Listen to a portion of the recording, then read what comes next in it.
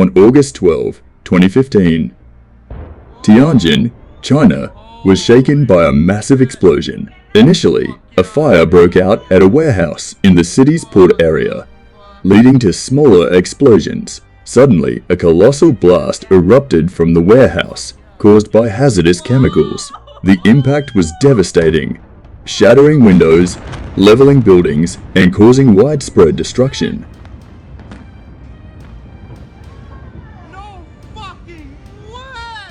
The incident was a stark reminder of the importance of safety regulations.